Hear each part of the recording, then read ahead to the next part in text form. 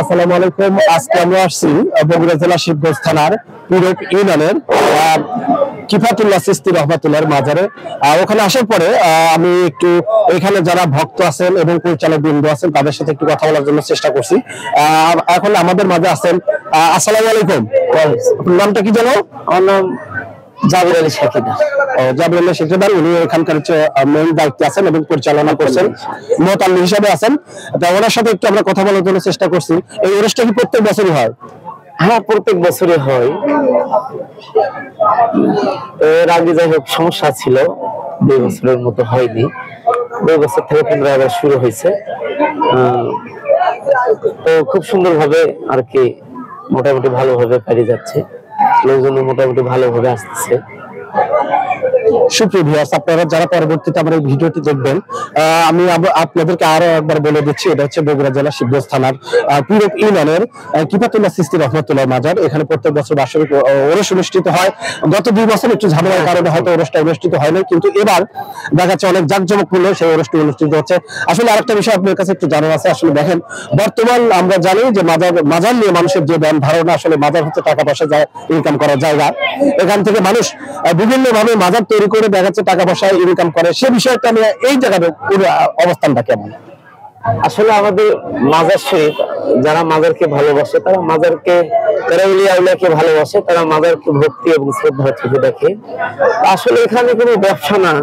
আসলে যে আমাদের ওরস হচ্ছে, এখানে দেখা যাবে যে হিসাব নিকাশ করে দেখা যাবে হয়তো 2-4 হাজার 50,000 টাকা হয়তো ঘাটতিও থাকতে পারে, এরকম হয়।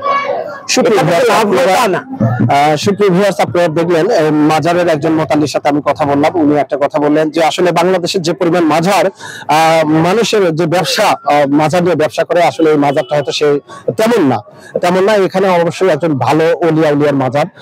আসলে একটাই কথা বলতে হয় যে আমরা একটাই কথা বলি যে আসলে একজন ভালো মানুষের কাছে গেলে তার ভালো পরামর্শ পাওয়া যায়, এবং আমরা সবসময়ের জন্য প্রত্যাশা করি যে আমাদের দেশের যে ওলিয়া উলিয়া গুলো আছে, যারা ভালো ওলিয়া উলিয়া ছিলেন, যারা ভালো মানুষ ছিলেন, তাদের কাছে গিয়ে আমরা হয়তো দোয়া করি যে আল্লাহ যেন আমার মনের আশাগুলোকে কবুল করে। আমি যে দুর্দশার ভিতরে আছি, সেগুলো যেন আল্লাহ আমাদেরকে সেখান থেকে মুক্তি দেয়। তো তেমনই একটি মাজার হচ্ছে কিফাতুল্লাহ চিশতি রহমাতুল্লাহ মাজার। ইনি অবশ্যই একজন ভালো মানুষ ছিলেন। এলাকার মানুষের বিশ্বাস যে এনার কাছে আসার পরে এনার মাধ্যম দিয়ে যদি আল্লাহর কাছে দোয়া করা হয়, সেই দোয়াটা কবুল হয়। আমরা একটাই কথা বারে বলি, মাজার কখনো মানুষের মনের আশা পূর্ণ করতে পারে না।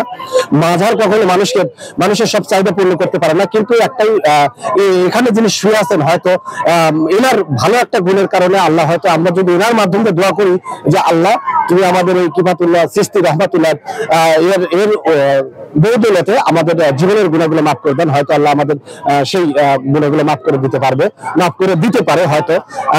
এই জন্যই হয়তো আমরা সবসময়ের জন্য ভালো মানুষের খোঁজ করি এবং ভালো মানুষের শরণাপন্ন হই। আর বর্তমানে যে অবস্থান, আর একটা কথাই বলতে হয়, পুরোটা বিশ্ব মুসলিম এখন সবাই কান্নার চোখে আছে। কারণ আমাদের সেই মুসলিম ভাই ফিলিস্তিনের উপর যে অত্যাচার নিরীপণ হচ্ছে, সেটা দেখে প্রত্যেকটা মুসলিমের হৃদয় রক্তক্ষরণ হচ্ছে। তা আমরা দোয়া করি আমাদের দেশের যে ওলিয়া উলিয়া পীর আউলিয়া গুলো যারা আছেন, তাদের ওসিলায় যেন আল্লাহ আমাদের সেই ফিলিস্তিনি মুসলিম ভাইদেরকে মাফ করে দেন এবং তাদের যেন এই বিপদ থেকে উদ্ধার করেন।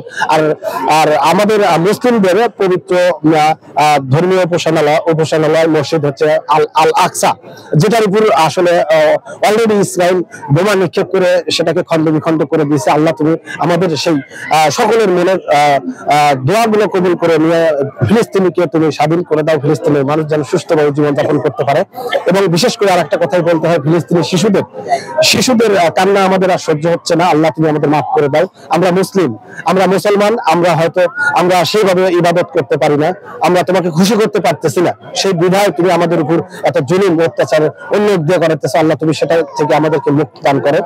আর বিশেষ করে আপনারা আমার পরবর্তী যারা আমার ভিডিওটি দেখবেন, আমার যারা ফেসবুকে ফলোয়ার ভিউয়ার্স আছেন, সবার প্রতি একটা রিকোয়েস্ট, আপনারা ভিডিওটি ছড়িয়ে দিবেন। আর পরবর্তীতে যদি আপনারা আসতে চান তাহলে এই মাজারে যদি আসতে চান তাহলে আপনাদের আসতে হবে বগুড়া জেলার শিবগঞ্জ থানার পিরোট ইউনিয়নের দেবচন্ডী গ্রামে, সোনাকান্দি গ্রামে। আপনারা প্রত্যেক বছর এখানে অনুষ্ঠিত, আপনারা এখানে আসতে পারবেন সেই প্রত্যাশায়।